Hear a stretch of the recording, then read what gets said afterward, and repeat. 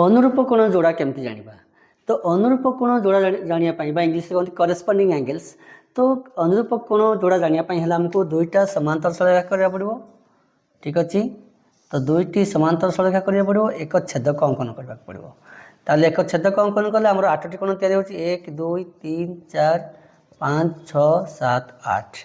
ताले अनुरूप कोण जोड़ा जानिया पाई हला हम कोन देखिया पड़िबो, छेदकर एक पार्श्व रहिबे। मन रखा पड़ो छेदकर एक पार्श्व रहिबे एवं गोटे बहिस्थ कोण होइतिबो, गोटे अंतस्थ कोण होइतिबो। एवं बहिस्थ कोण पाख कोण हबो नाही, ए बहिस्थ कोण पाख कोण को छाड़ी अंतस्थ कोण दुईटी कोण अछि ना, 3 कोण 3 नंबर आ 5 नंबर, ताले 3 नंबर को छाड़ी देबो मन ता पाख कोणटा होछि सन्निहित परिपूरक। ठीक अछि, ताले 1 नंबर कोण सहित 5 नंबर कोण समान हबो।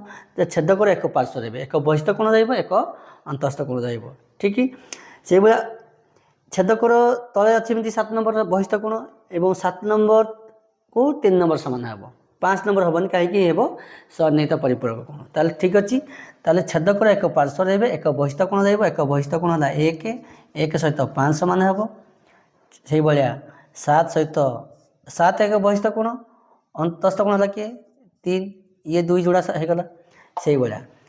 तो डाहाण पार्श्व सेमती अच्छी 2 कोण सहित 6 कोण समान हे एवं 8 कोण सहित 4 कोण समान हे। यही आमर करेस्पोंडिंग एंगल्स बा अनुरूप कोण जोड़ा।